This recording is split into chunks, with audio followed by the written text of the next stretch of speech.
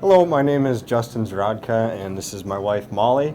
We farm and ranch near Lawton, North Dakota, and we are here today because we are on a panel discussion talking about young couples and eggs. We don't necessarily live the most typical lifestyle. We're out on the land producing beef and sheep and poultry, and I'll save the surprise for Molly to talk about. And our special livestock animal is we have one donkey. That's what Justin got me for my birthday this past year. So kind of a diverse operation and kind of a unique life that we lead. So we were here to talk about kind of how we do it and also stay likable to each other. So it was been really looking forward to the day. Well, good afternoon, everybody. I guess I just got to give some grief to the two of you first. I guess I went through the holistic training with Josh and Tara. And one of the two, maybe they didn't tell you this at a meeting, but they said you should pick a tool when you're having a conversation amongst each other and pass the tool to each other so each get time to talk. So maybe that's some advice for you two to try in the future. So with that, I'll pass the mic to Molly. Okay. Thank you. As Justin said, my name is Molly.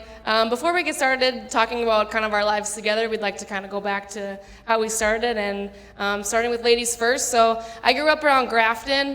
The farm is just east of there. If you don't know where it is, it's almost Canada, almost Minnesota. So we're way up in the corner up there.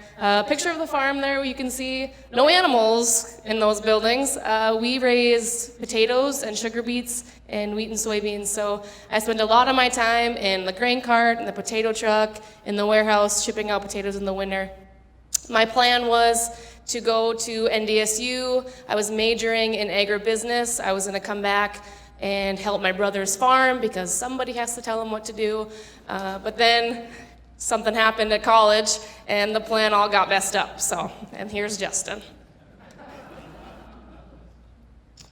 Thank you very much. So when I grew up on a farm also.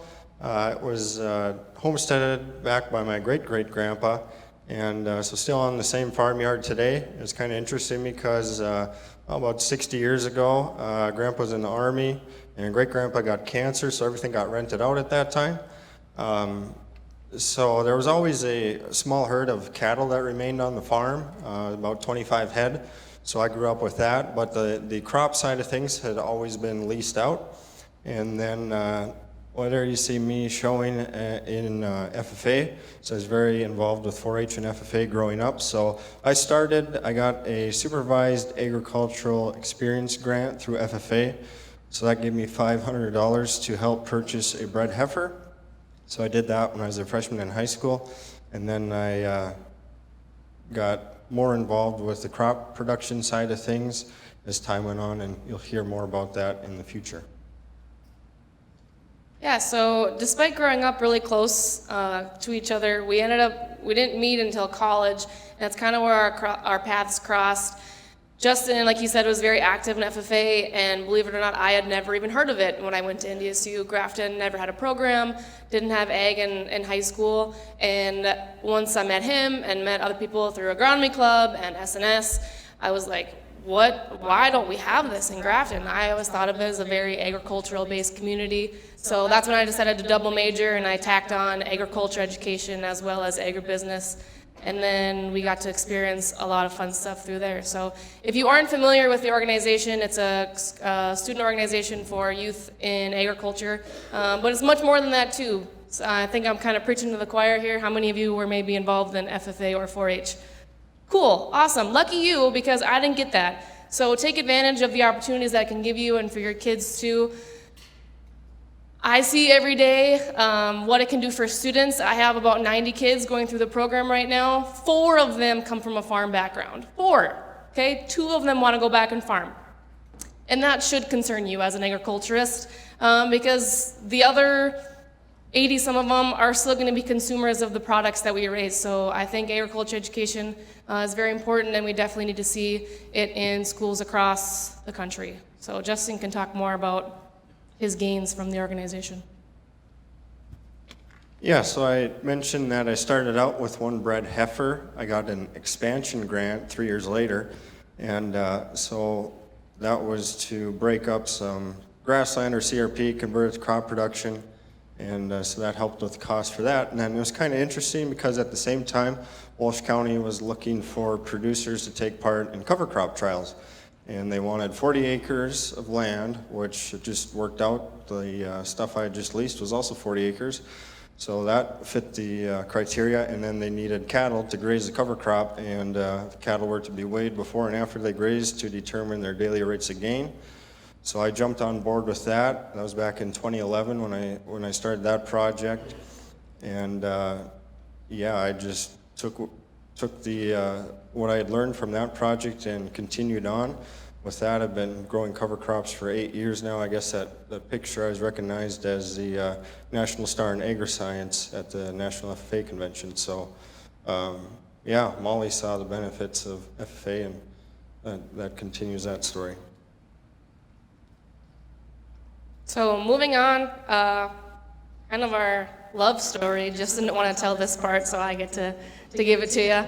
As you can see, we spend a lot of our time outside together. The first picture is us, my first time ever working cows. Tells you a lot about a person if you're compatible or not that first time. So also, we learn a lot from each other every day because we grew up with very different backgrounds, still ag-related, but I drive a New Holland now, which I don't know if that's something my dad would be proud of, but and I taught him to drive a 10-speed. So it works out really well that we could learn from each other, and we're both very passionate about the industry. And needless to say, we can work cows okay-ish together. And Justin thought it'd be a cool idea to get married. So we did, and a long story short. So we've been married for about 1.5 years now. It was last July. And it's really funny because Justin thought that cows would be enough for me, and he had no idea who he was messing with, because I'm also a big dreamer. So we did start with the cows, but we also added Donald and Melania, now the ducks. If you get it, you get it, okay? I know that you said not to name the animals, but this was Norman. He was a calf, didn't quite figure out where his food came from yet, so we had to help him out. We also have a small flock of poultry. It's actually a class project that we adopted. We hatch chicks in my class every year. They actually just hatched last week for National FFA Week. We kind of planned it around there, so we have 20 more chicks in my classroom right now, actually. So that's always been really fun.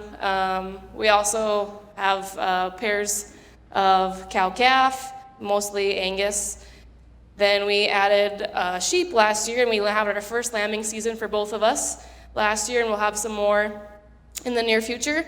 They seem to be the only animal that doesn't mind the snow that we've been having, because they just love to be outside most of the time. And then this year in July for my birthday, we started what I think is going to be a beautiful tradition. Justin thinks I'm really hard to shop for, but really all you got to do is buy a girl an animal, and she'll be happy. So we added Penny, our donkey, for my birthday. That was my birthday present this year. So that's kind of our critters. All our kids right now have fur or 4 legs. So Justin can talk more about kind of the crop side of what we do. Great. So here's kind of that first project I worked on, and that middle picture sums up where I started. So my dad didn't crop farm, Grandpa didn't crop farm, so of course I went out and did what the neighbors did. So borrowed a cousin's 4-wheel drive tractor and borrowed my brother-in-law's plow, and I plowed the 40 acres. So that was an interesting way to start. After I did that in 2011, that summer, I ended up talking just across town at the extension office at a cover crop meeting. And that's where I heard about no-till or reduced tillage for the first time. And so I just kept learning by going to different meetings and things like that. So that was pretty fun. I guess it depends on what area I'm talking in, but that soil profile, if I show that here, you guys are like, wow, you're pretty lucky to have 8 inches of topsoil. But you go 30 miles further east to where I farm, and they just kind of scoff at me and say, oh, we got 2 feet. But, you know, they used to have 4 feet, so they've let half blow away, so there's that. But so now today, like Molly said, you know, I think that was kind of what Greg Judy mentioned in his presentation earlier, was be flexible.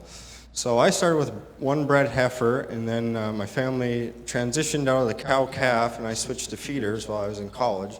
So I'd buy feeder cattle in April or May and graze them all summer and put them on cover crops in the fall, and then sell them around Halloween time. I had 20 the first year. That worked great. The market went up, so I thought, well, I'll get some more. So the second year I had 90. That's when it was record cattle prices, and it's like, wow, why don't more people do this if you can own cows for 5 months and make $400 a head?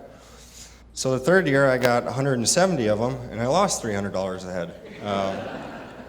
So I learned how to work with the bankers, I guess, at a young age and restructure debt and that whole fun process. But so that made me really think about what needs to be changed in the future and be flexible and try different things. So following that, I did a year or two of custom grazing. That worked really well.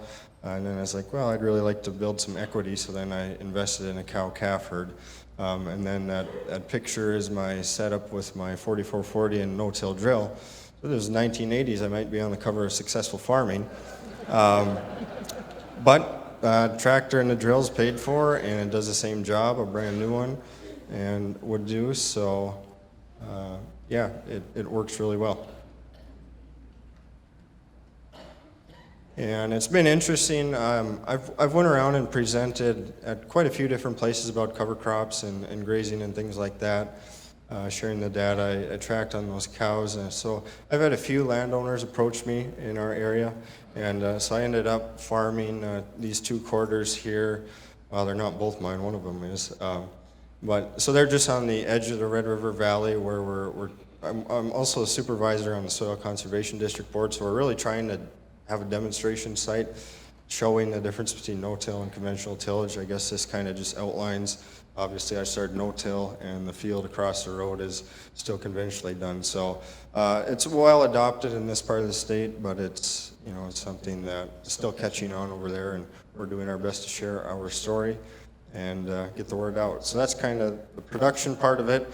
I'm glad you mentioned love languages, because I wouldn't have brought it up. Maybe she would have. But we're the just exact opposite of you two.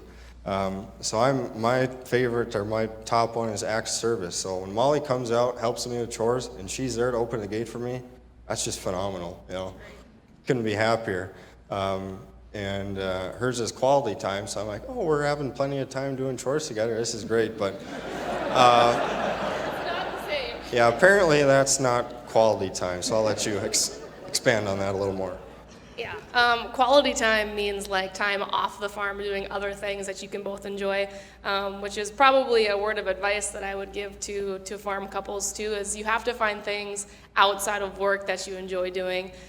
Yes, I love being out there and helping, but it's so important to also find other common ground that you guys can go and have a meal and maybe not discuss farming the whole time, or read a book together, or listen to podcasts. The book, Dr. Gary Chapman's The 5 Love Languages, is a really excellent book. If you're into kind of like a religious tie to it, there's a devotional that goes along with it, so it kind of ties, like you need Jesus in your relationship a lot of times when you're farming, so it kind of ties in what the Bible has to say about being a good spouse or a partner as well. So that is a big part of what keeps us together. Another thing I'll mention too is that through FFA, and maybe in high school too, they made us take these silly tests on the computer, and you'd sit down and you'd answer 50 questions, and they'd say this is a strengths finder test, and it would outline 5 different things that are your strengths. And kind of interesting because my top one was achiever, which makes total sense now. So, and what was your top one? Hers was achiever too. So that's why we work well together. And people say, well, when do you sleep? Like you're just working all the time. That's how we're wired. So just like genetics are wired in cattle, that's how we're wired. So we do better when we stay busy. So it's just every couple will be different, but that's what works for us, I guess. So we've been told that we lead a pretty interesting life. We think it's pretty normal, but for 2 20-something-year-olds to go back to the farm and start doing kind of some things that aren't super common, especially in our area, we were getting a lot of questions from peers and classmates and old friends, and so we decided let's just put it all out there for people to see. So that's how Coop and Poop originated. We spent a lot of time in a coop, ankle deep in poop. It rhymes. It's a perfect name. So you can follow us. We are on all type of social media, Instagram, Twitter, YouTube. We make YouTube videos. I would encourage anyone who is involved in agriculture to, if you're doing something, take a picture of it, take a video, upload it to Facebook. Someone from your church might see it, an old classmate. It's so important, especially now, to advocate for what we do, especially if there's people in New York telling us that we can't have cows anymore. We need to show them and put a face and tell our story of what it is that we do so that people can see that there's a really fun couple behind all this cool stuff. So since most of you have your phones out already, you can just go and follow us and stuff on social media. And if you're not into like making YouTube videos and you're like, oh, I don't have the time for it, it'd be cool if you shared ours and just typed like, hey, we do the same thing. They already did all the work for me by recording it. But just spread the good news about agriculture and all the cool stuff that's going on. So, do you have anything to add to that? No? Okay. Well, cool. Please reach out to us, and thanks for your time.